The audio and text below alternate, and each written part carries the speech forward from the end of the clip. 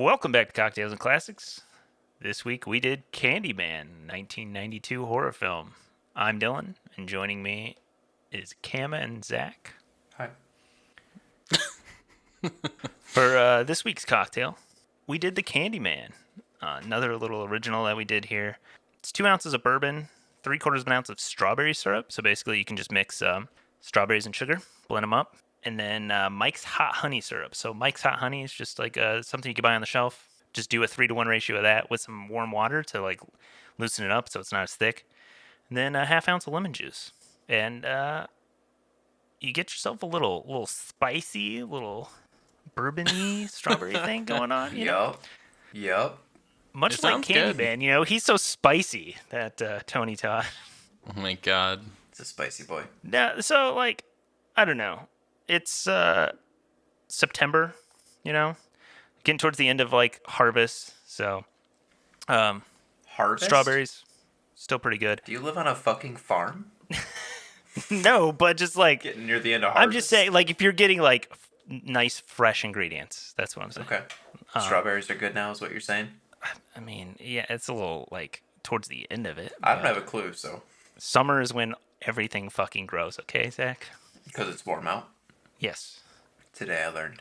It's weird how like cycles and seasons work, Honey, for obvious reasons. The Candyman was like basted in honeycomb and then just eaten alive by bees. And so I wanted a little kick. It's a horror movie, so the hot honey came in there. I enjoy it. I tried the ratios a little differently, and it just did not work out. But I think this is like peak. Okay. Peak. Loved it. This was everything that I like about a drink. This was bourbon. This was honey. This was spicy. It's like everything that would be in a Zach food pyramid was in this drink. Wow. I'm glad I could appease. It did. I was a little like, you were like, oh, this is a good cocktail. And it made me a little warm and fuzzy on the inside, But I may have had one or two already. I feel we had that one. What was that one cocktail we did with like cayenne or some shit in it? I forget that episode.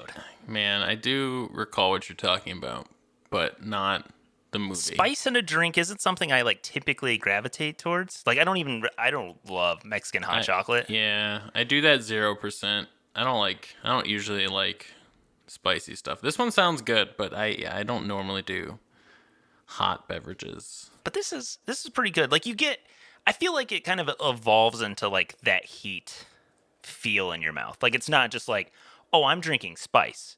It's kind of like you taste the other shit, and then it goes, and you're kind of like, there's a little like tingle in my mouth still. Yeah, like the alcohol burn hits the back of your mouth and then kind of comes back forward. Which is way more appetizing than I just described it. Not only do you get the ethanol burn, but you also get the capsaicin burn. If you want to make it, you can check the show notes below. And you can use the Casker and Drizzly links, get yourself some of that bourbon.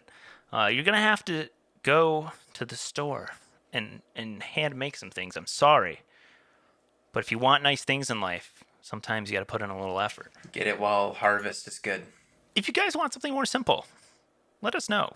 I mean, no one sends us our movie recommendations or drink recommendations, but if you want more simple drinks, something like lazy to make, I feel like we try to get a little fancy here. Yeah, you can pour it out of a can. Yeah, something you pour out a can, or like, something easy like a martini or like an old fashioned. Like, if you guys want stuff like that, let us know, and we can make a little easier drinks than like some of the bougier things that we've been trying to do.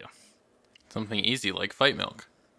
Yeah, exactly. You have to marinate the milk with your Cinnamon Toast Crunch. Only for 15 minutes. It doesn't take that long. Candyman's available on Tubi as of recording, and I was kind of misled because right before I was going to watch it, I was checking Reddit on Our Horror, and people were talking about how Netflix's horror selection sucks. And then somebody was like, yeah, but Tubi's is great. Somebody's like, whoa, Tubi? And he's like, yeah, it's ad-supported, but like, you only get ads every like 6 hours or something. And I was like, 6 wow, that sounds hours? sweet. And then I went and watched the movie, there were like and there was an ad 5. break like every 30 minutes. And I was like, Yeah. I feel lied to. Yeah, there were like at sucks. least 3 to 4 ad breaks. I mean, you could tell they strategically put them in where you would put them in on like TV, You know, They they broke actually, it I up, feel like, analyzed where to put the breaks. I feel like some places like Hulu, which I do appreciate. Peacock, Yeah. they're like, oh, here's the fucking high point of the movie, ad break. You're like, what? Yeah, I do feel like they put the ad breaks in strategically, which I don't like the ads, but I did appreciate that it felt like they were like intentional about where to put them. I had a different issue. I rented it on Amazon Prime. And to anybody else out there doing that, there are 3 copies of every Candyman movie with different titles and different descriptions available on Amazon Prime. Wow. Yeah. It's the shitty Prime UI. Yeah, it's like Candyman at the top left, then right next to it is Candyman, and below it is Candyman, but to the right of that is Candyman 2, and above that is Candyman 2, and 2 below that is Candyman 2, and then there's Candyman 3, and there's 3 of them for each Candyman 1, 2, and 3. Yeah. I'll say that I've said it before, I've said it again. Whoever designed Amazon's UI needs to be taken out back. They do. It's so awful. Shot in the, okay, mate. Okay, that's a little bit. It's a little extreme. Nope. But they do Nope, need I to agree. really rethink their design. They're like, I'm a UX expert. Are you really? Because this shit sucks. That seems like a company that they're just waiting to hit it big cash flow wise, and then they'll go through and redo all of that. Yeah, yeah. You know, the Yeah. small startup of Amazon is really waiting to hit it big.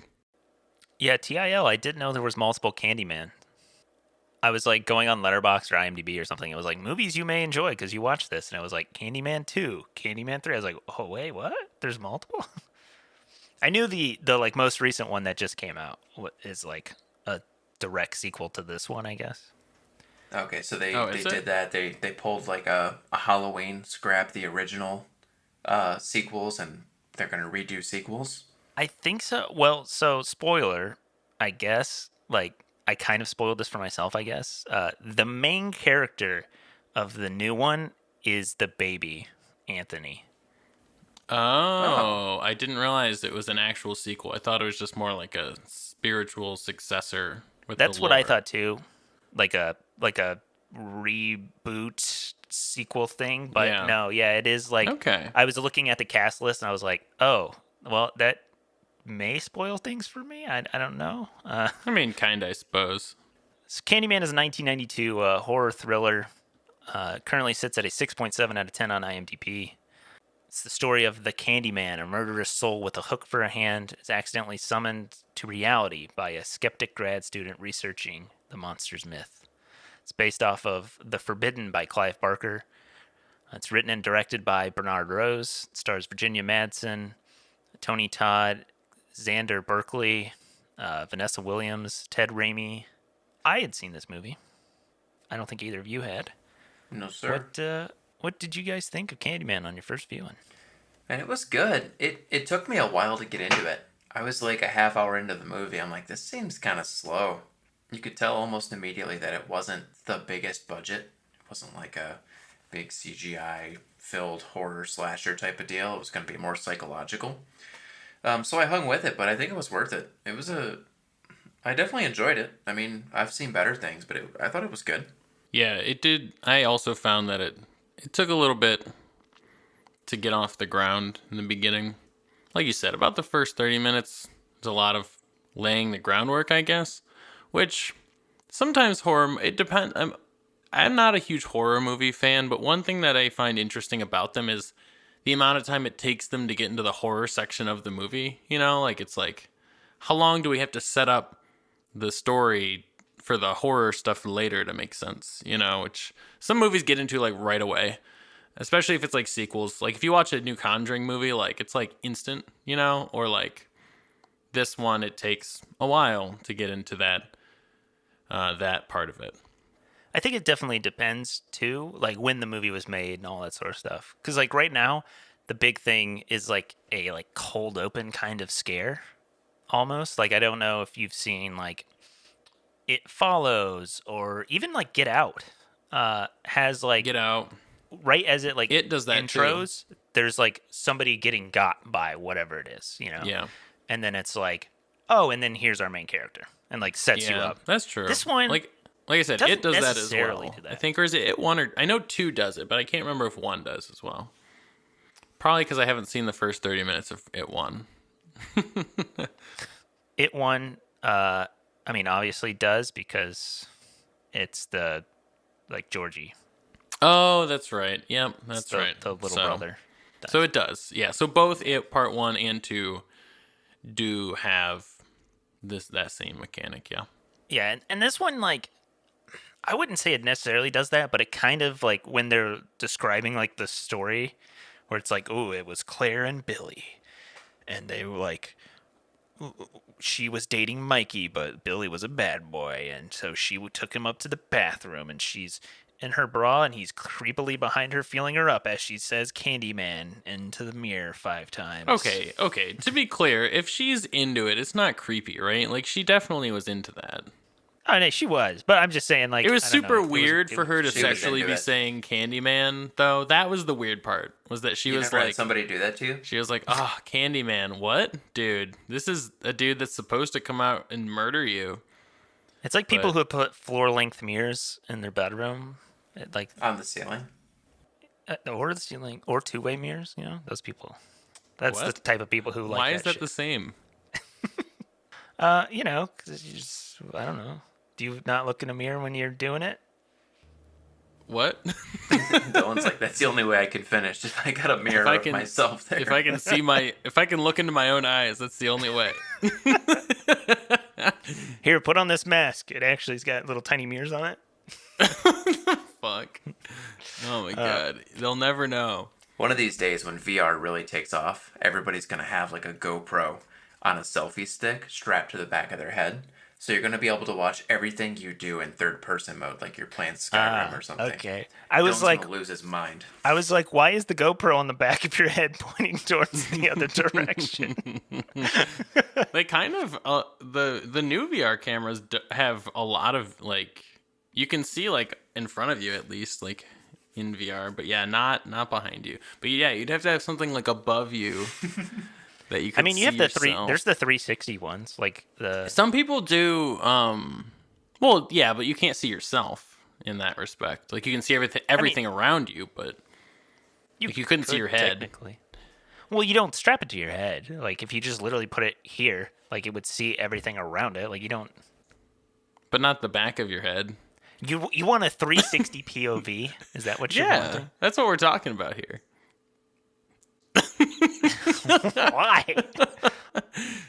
I don't know. I really enjoy this movie. This is like my third time watching this one, I think.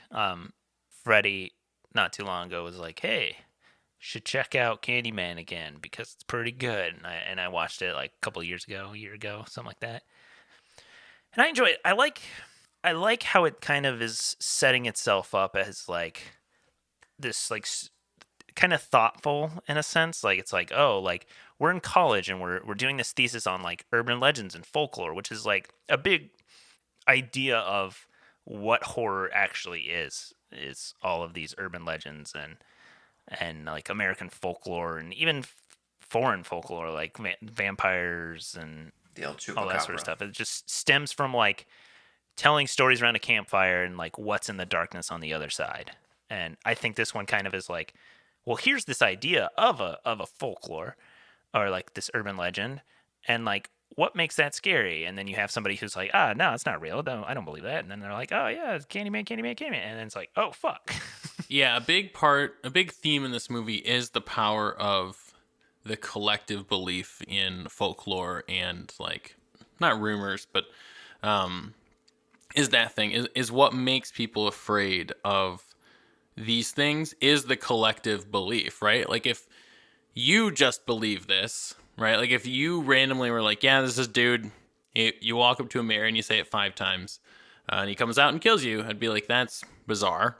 But if a bunch of people believe this, right? Like if everybody's just like, yeah, this is totally legit, then it kind of it could inspire that kind of fear and like, oh wow, maybe this is real, you know, maybe like, and so there were lots of points where, I mean, his main thing, Candyman's main thing, which is, I haven't really seen a movie quite do this, which is interesting, especially like a horror movie, but his main thing was like, we need to basically keep the legend alive or else I can't continue to terrify people.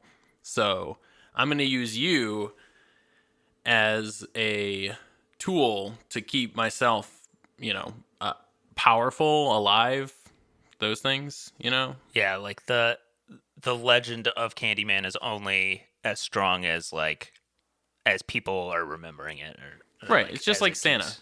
Yeah, just Yeah. like Santa Claus. The power of Santa is only in the people who believe in him. I learned that from the movie Elf. And Yes, so like his sleigh Candyman is doesn't go if you basically, don't. yeah, exactly. I imagine Candyman's hook isn't as sharp. Maybe he doesn't have as many bees to throw out of his mouth. If more people Speaking don't of- believe in him. Speaking of that scene, they used actual bees in that scene. Yeah, I think I saw. Maybe you mentioned this. They used but baby bees, and I think he had something in his mouth yeah, I to, was like, wondering about the mouth part. to God, I like hope keep so. them like out of his throat, but like they used baby bees because they don't they don't have developed stingers, and so they won't sting as much, or like Yeah, at I all, I did. guess. And so I like think I read that last week when we decided to do this. Maybe I made this up, but I feel like I read that the actress actually got a bonus for each sting that she got. Like she got paid if she got stung, basically, like as like I don't know. Tony Todd negotiated one of those too. Every time he got stung, he would get a cash bonus. damn, I would do that. I don't think I would. It'd be like Depends don't, on how much don't the give me bonus is, bees. man. Depends Yeah, on how I much get- the I mean, bonus is and how much I really need the gig, Like if I'm a the other- well-known actor, I mean, you're I'm already not taking doing that. the gig, but like, I mean, once you're there, I feel like you can kind of just be like, yeah, I'm not. I mean, gonna nowadays put the they bees would in my mouth. probably do that with like CGI or something, but Yeah, like, and it would We'll look have to good. watch the new one to find out. yeah. There's no way they use live bees. There's no way, What a way to find out you're allergic. right? The other thing of like production story I remember from like looking into the movie a years ago was so they actually did shoot at Cabrini Green, the like Section 8 housing, Okay. and they don't lie when the gangs ran Cabrini Green, so they were actually like worked a deal with the gangs at Cabrini Green Really? to shoot the movie there, and then there was this. I think it was like the last day of shooting or something. Somebody shot at the production, or there was some story like, and like some of the extras in the movie are like gang members and stuff, and like, yeah, There was another movie like that. Was it The Warriors? I think Were they- it was the Warriors. They had to have like gang neighborhood protection or approval in order to film. Yeah, It's wild, man. because I want to know like how much of it was the complex, because like when they're going up those stairwells and you just see all the graffiti like everywhere, you're just like, oh man. I feel like the inside, like the apartments that they were inside, Had to be were like probably sets. Yeah, it had to be a set. there's no way like they when she weren't, goes through right? that Like- mirror. Yeah, And, like- right. And there were all the candles behind the mirror. Yeah, it was probably a set. Well, I'm just saying, like, Just bloody hooks hanging from the ceiling. well, okay, you Oh, can take okay, a but real you can set apartment dress and, like an actual dress it, apartment. yeah. Hidden altar in the back. Okay. That was upstairs, right? Or sorry, not upstairs. That was like up, right? Like I think she Yeah, went you had up to get climb to up that. like milk crates like Juju. Oh no. I mean, This is the origin That could of the be milk crate there. challenge. maybe the altar wasn't there, but there could be like a, I find it interesting. I don't know. I feel like it's almost glanced over in a sense, but it does do like an interesting job of like discussing like race and like socioeconomic issues within the city of Chicago. Like when Virginia Madsen's character Helen is like, my apartment was supposed to be a project, and then they found out that like there's no border where it is. Like if you look at Cabrini Green, there's like what they say, like the there's a train and the highway, so you can there- keep out the ghetto, to quote the movie. Right.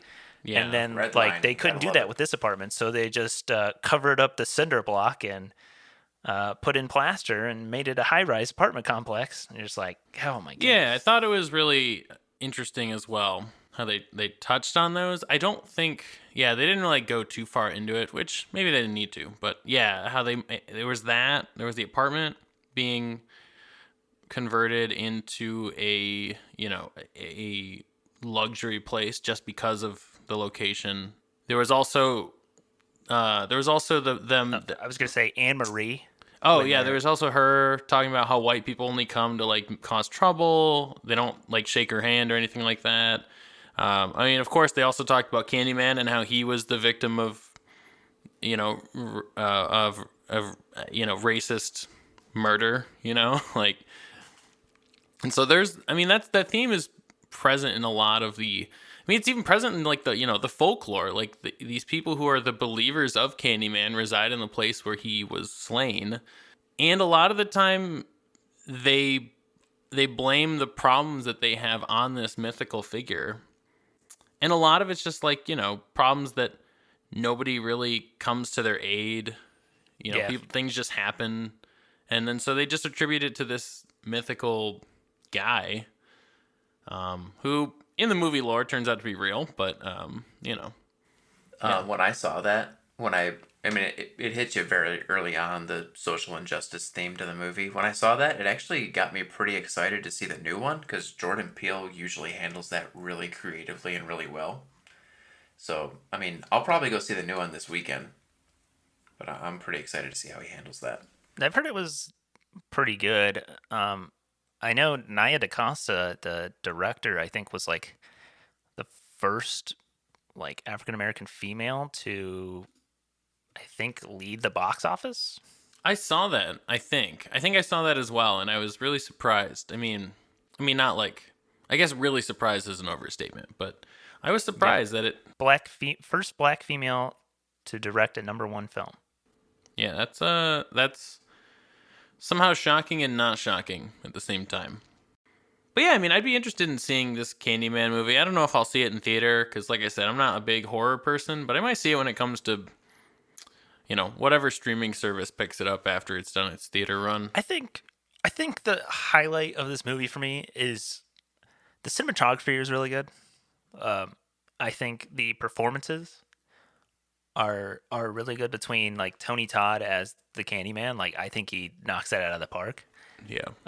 Isn't it weird he wasn't in more stuff, or hasn't been in more like big name stuff? Because I only recognized him from like, I remember him being in The Rock. He was one of the generals in The Rock, and he was Warren in Platoon.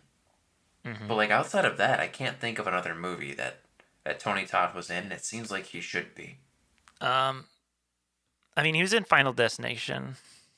The issue is, I think a lot of the times is, especially if you're like, if you go in being the like antagonist in a horror film, sometimes you get typecast as that.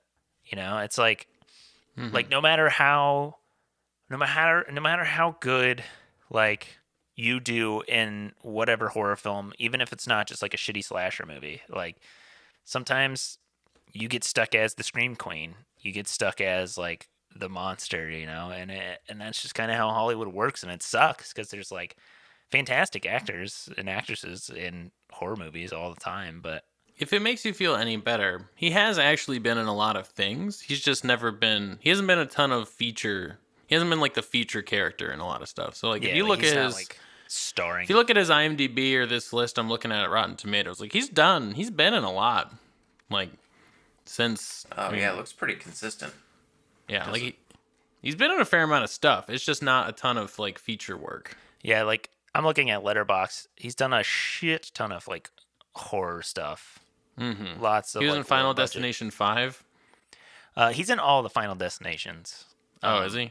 Yeah, he plays like I forget like what his exact character is, but he kind of is like explains like what is going on. This movie in general kind of had, at times it had kind of a soap opera feel, I feel like when the camera was like super close up into her face and she was like being like the hypnotized. Like there were times where and the music, especially like the score, there were times where I was like, this feels kind of like an old soap opera.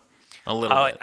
I feel like, yeah, I love that part. Like when she's like hypnotized and it goes into like that old Hollywood. You like, would like that the part. light highlight on her eyes. I was gonna say noir. That's like, very, Hollywood actress spotlight look. Yes. These parts, some of those parts felt very like Twin Peaks-esque to me as well. Like, I don't know. I could see like that. it felt like kind of a similar vibe. But that, yeah, you're right. That is interesting because that is very old school, like Hollywood. Like we saw that in, what was the one? Casablanca. I was Yeah, just I feel like that Casablanca. one. And those Casa, ones. it was that one. Stereotypical one, yeah. When she was talking, and it was her for a bit, like it would be focused on her face, and they'd have the lighting on her face, you know, and like shadowing out the rest of her body, basically a little bit. Dude, fuck Trevor though. All Yeah, my Trevor homies hate sucks. Trevor. He blows. I mean, Who's Trevor? The he's husband. her husband who is clearly cheating on her yeah, with the their professor. students since like day one. Oh yeah. Why did that female student not look at me? That was weird. Oh, she's just, maybe she has a crush on me. I don't know. She's madly in love. Ah, got him. Turns out she actually is, but you are too. Also, Yeah, Trevor blows. I don't know if anyone noticed this. At the end of the movie, yes, horrible knife skills. She was like legit. She's like, let me cut the salad. Yeah, And she's like- bouncing the butcher's knife on her. yeah, with she the like chef's is like knife on her holding the hand. knife and like playing. I'm like, okay, obviously the knife is like dulled for like being on screen, but like, you wouldn't do another take of that where that woman is not just like cutting open Beating her her palms? hand with a knife. Yeah. Yeah.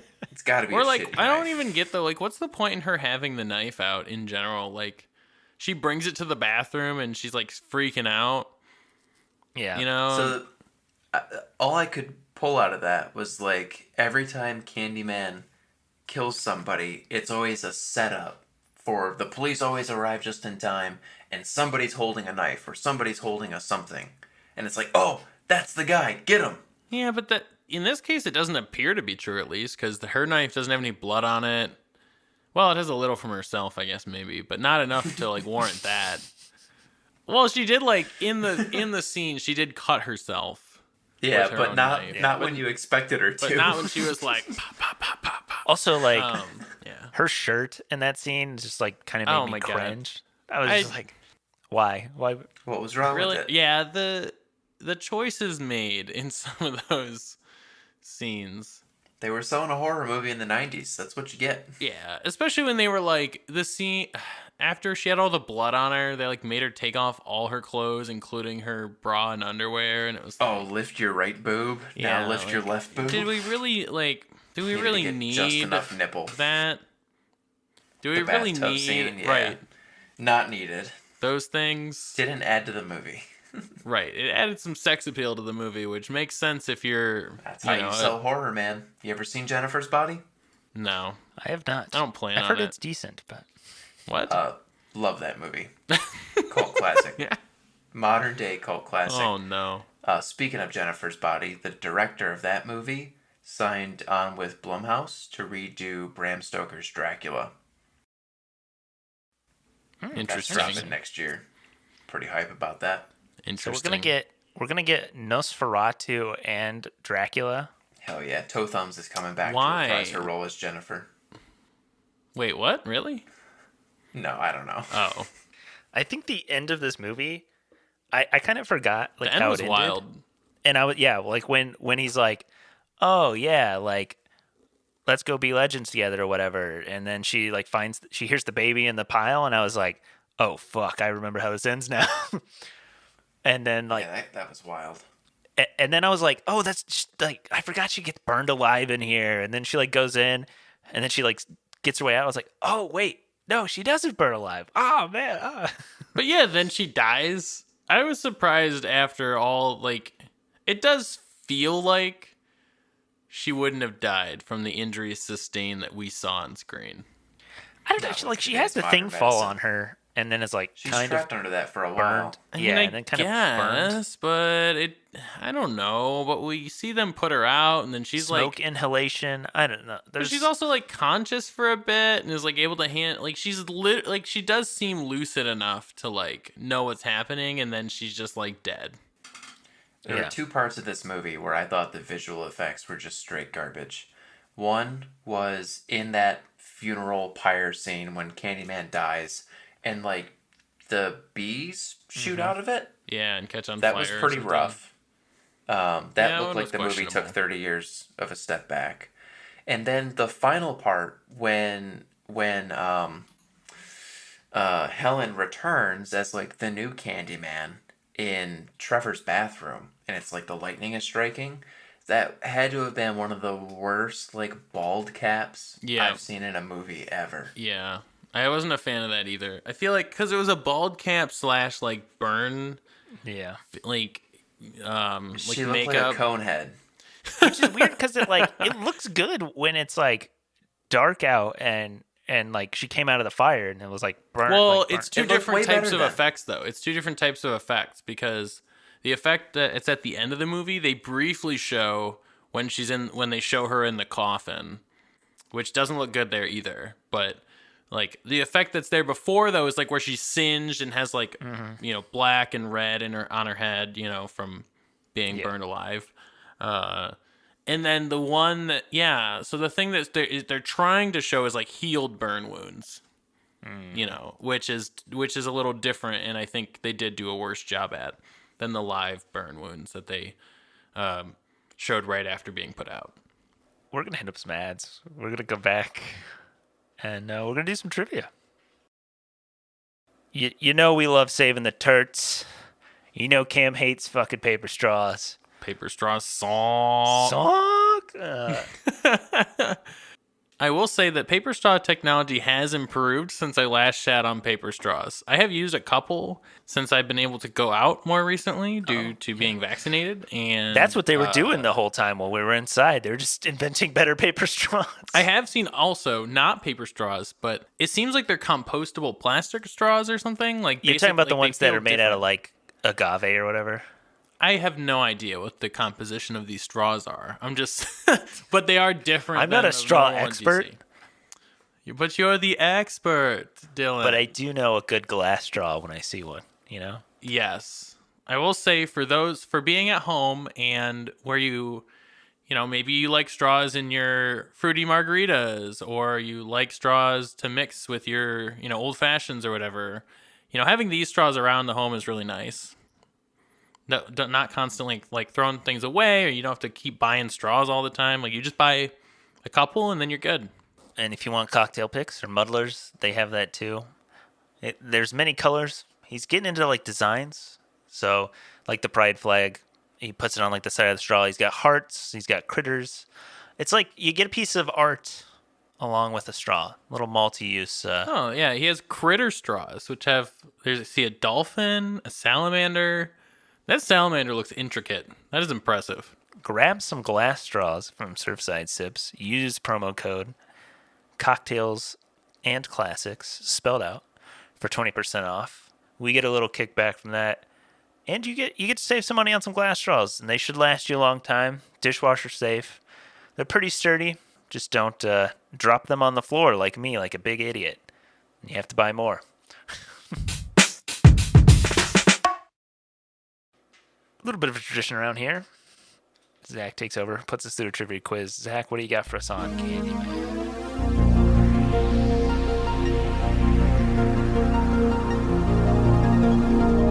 Couple brain busters. The first one. Dang, I wanted ball busters. Which of the following comedians was initially considered for the role of Candyman, but ultimately deemed too short for it? A. Kevin Hart. A. Richard Pryor. B. Eddie Murphy. Or C. Bernie Mac. I could not see any of these people. No, Asking you. not at all. Like Honestly, Tony I Todd, did when you started the question off. I was thinking Richard Pryor. But I don't know how short he is. I mean, is this dude tall? Like really tall? He's 6'5". Tony Okay, Todd so is he's 6'5". pretty tall. I just feel like it would just ruin the vibe of the movie if If any of those men were in it. Yeah, if Yes, you're like, oh like, if shit, you, that's like- Richard Pryor. if you pan the camera over and Bernie it's Mac. fucking Richard Pryor, you're just like, come on. Or like Yeah. fucking Eddie Murphy in a Yeah. jumpsuit. Murphy. I think I am gonna say Richard Pryor just because that was my initial first guess. But just thinking about it for like half a second, I'm gonna say that. I'll say Bernie Mac. I feel like Bernie Mac was taller though. I don't know. Maybe God, is it Eddie Murphy? It is, in fact, Eddie Murphy. Jesus, why? Yep. Eddie Murphy was considered for the role of Candyman. Can't see that in a million years. No.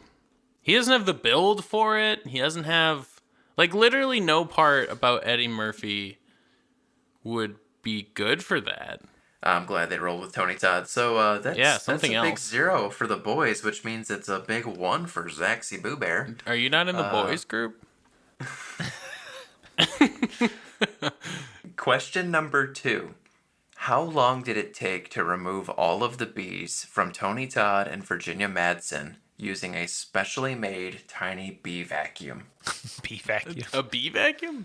It's described as a God, tiny that sounds bee like the vacuum that fucking you hot just suck dog up the vacuum bees. from I Think You Should Leave. Oh my god.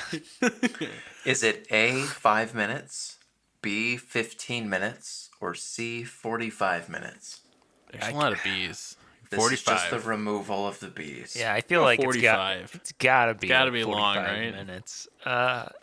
Tiny bee vacuum. Tiny bee vacuum. Couldn't get a picture of it. Don't get into any embarrassing workplace mishaps. You got to get this hot dog vacuum.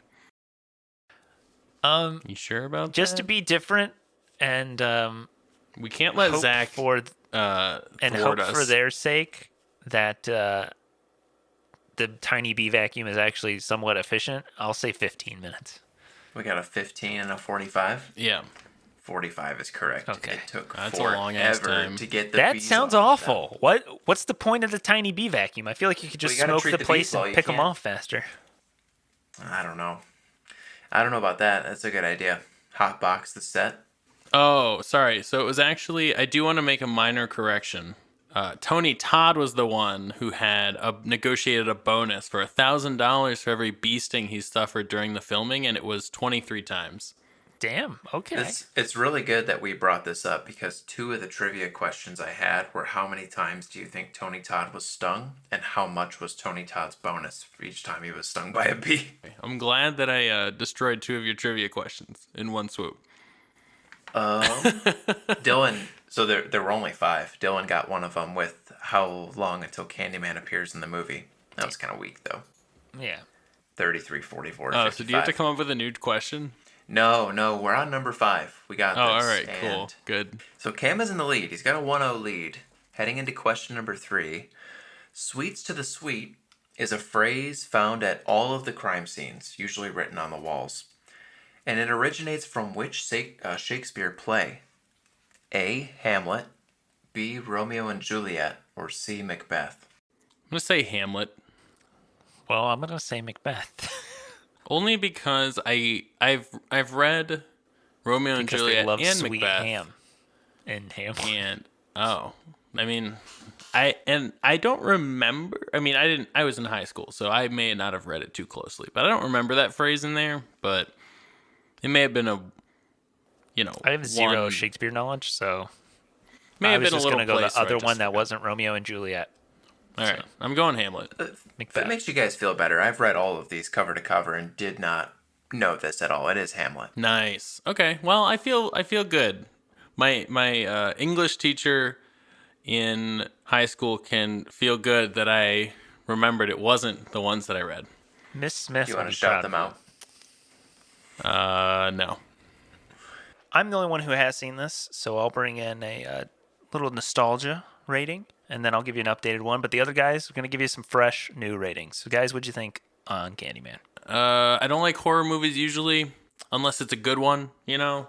It's how I feel about musicals. I think I've said it a couple times where, like, if a musical, like, play or whatever is good, I'll like it, but I don't really like the genre, per se. But I thought this one was good. It's enjoyable. Actors, I think most of them do a pretty good job. Some of them are questionable, but I think for the most part, the main ones do a really good job. I like that it's a psychological horror movie rather than just like a pure slasher. I thought the story they were telling was compelling, and in addition to that, I do like the focus of it and the framing of the story that they had. around some of the racial issues they talked about in the film, which are very pertinent to the actual story of Candyman. And so I'm going to give this one a 7. I thought it was pretty good. I was surprised that I liked it, to be honest. And yeah, you should definitely check it out, especially if you want to see the newest one. Especially now knowing that the new one is what seems like a direct sequel to this movie. I think you should check it out before watching it, or after, if you want to get like, kind of an origin story type deal going there. I wanted to give this movie an 8 so bad. I really liked this movie when I watched it. I'm going to give it a 7 because there's just some things that I thought maybe could have been better. Like, we spent too much time watching this chick get hypnotized. The bad CGI at the end, I wish they just wouldn't have shown it. And then the weird bald cap. I don't know, there's some things where it just looks like a low-budget movie, but there's a lot of things that I really like about it. I think this movie has a really great balance of psychological and slasher. It is gory at times. Like, you think about it after as a psychological horror movie, but there were multiple rooms just caked in blood. There was a dog's head laying on the floor. There's like a crib that was just all bloodied all to hell. So it was definitely graphic at times, but I thought it was good. It was tasteful bloodiness. Yes, Tasteful murder slasher. Something that I didn't touch on earlier, that this movie would have scared the hell out of me when I was a kid. Because any of those movies where you're like alone in a bathroom, horrifying. The whole Bloody Mary thing, Nightmare on Elm Street, those types of movies where you're like alone with just your thoughts and then this thing jumps out and gets you. I was terrified of that sort of stuff as a kid. Yeah, I agree with that. The like Psycho and stuff like that, where there's like scenes in a bathroom, like with the shower curtain closed, are just like so freaky because it's like you don't know what's on the other side. I spent so many showers as a kid, constantly peeking the shower curtain. Look to the side. All right, go back.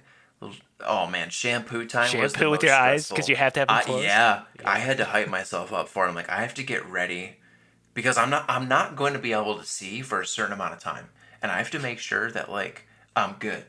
How long would it take somebody to get from the door of the bathroom to the shower? Okay, that's like five seconds if they're walking like slow horror movie style. I gotta do this fast. I gotta scrub, I gotta rinse, and I gotta get out of there. That's why I always set my Home Alone booby traps every time I took a shower. I'm not gonna say I didn't do that. I'm gonna say I didn't like put a scale in front leaning on the shower or on the bathroom door. Just in case it opened, it would fall and shatter because it was glass, and then the bad guy wouldn't be able to walk to me because his feet would get covered in glass. Zach's parents just come in and shatter glass everywhere. Did you have like a traumatic, like what did you watch as a kid where you were like, I have to do this? Horror like movies. I never once did anything like that at all. The worst thing I can recall is like, running upstairs when it's like dark in the basement, stuff like that. But man, dang. I don't think my dad listens to the podcast anymore, but there was an incident where I just got Sonic Heroes for the original Xbox, and he was like, hey, let's watch Nightmare on Elm Street. First time I'd ever seen it. It's like out of the $5 bin at Walmart. He puts it in, I stop playing Sonic Heroes, come downstairs, and we're like watching this movie. An hour in, if you've never seen the movie, there's a scene where one of the main characters is dreaming and her friend is being dragged down the hallway all bloody-like. And it's like a trance thing where nobody else knows what's going on. At that scene, I was like, I gotta go to the bathroom. Got up, went upstairs, went to the bathroom, sat down and played Sonic Heroes for like 6 hours. Could not handle it. Absolutely could not handle it. Peed with the bathroom door open. My dad comes up, he's like, oh, you missed the rest of the movie. I'm like, oh yeah, sorry, I just got distracted. Scared the shit out of me for months. Oh my god. That's a scary thing to show I don't know, sounds like 10 at That's like 7 max. 7 or 8. It's a fucked up thing to show an 8-year-old, not gonna lie. It's a vivid memory. That's a lot. Wow, yeah. Dang. So if you're listening, Dad, that's why I did not finish Nightmare on Elm Street. A lot of childhood trauma carried right there. Well, I'm a big fan of horror. I think I said this probably last Halloween. I don't know. I gravitate towards it for some reason. I feel like it's one of those things. I would say kind of like musicals, where I feel like that it doesn't get the recognition it needs. I feel like it's very like looked down upon a lot of the times. And I mean that's because it's cheap to make and there's a lot of crap you got to sift through to get to the good It's ones. just I feel easy like to crank sometimes. out. I think what would be a good idea, honestly. I mean, there might be one in like on Letterbox or something. What I think would be a good idea is like a list of movies to get into horror if you're not into horror. You Yeah. know, like The Thing, like Candyman, like the really good ones. And I feel like you should see those, and you can skip on a lot of them. You can skip almost all the slashers. I honestly don't think you need to watch Friday the 13th. I don't have like a young nostalgia from this one. Like I didn't see this when I was like a kid. I saw it later in life. And I enjoyed it. I like the heady, thoughtful kind of psychological horror that goes on in it. Going in I gave it a 7 out of 10. And coming out I'm gonna give it an 8. I'm gonna bump it up. I really do enjoy this one. I like that like what it talks about. I like the urban legends, the psychological horror, and it's ever so briefly commenting on like the socioeconomic issues of like Chicago. Visuals are really good. I love the cinematography. Like those overhead shots at the University of Chicago, Illinois, in that like outdoor amphitheater space are like really cool. I mean, that's why they probably shoot there multiple times in the movie. The music is just so creepy, and the whole vibe of the movie is very very eerie. It's a solid one, 8 out of 10. And you can check it out on Tubi for free. It's just got ads. I hope you enjoyed this episode. Don't forget to rate and subscribe. Check us out on Instagram at Cocktails and Classics Pod. Send us your drink and movie recommendations. And do you want simpler cocktails? Tell us. Check the show notes for the Candyman cocktail. Use the Casker and Drizzly links. Get you some bourbon. Send that directly to your door. Next week, we're going to do Catch Me If You Can. So come on and listen to that one if you like it. Leonardo Catch us DiCaprio. if you can. Hey, Tom Hanks, Leo, Don't forget to rate and subscribe. And as always, watch responsibly.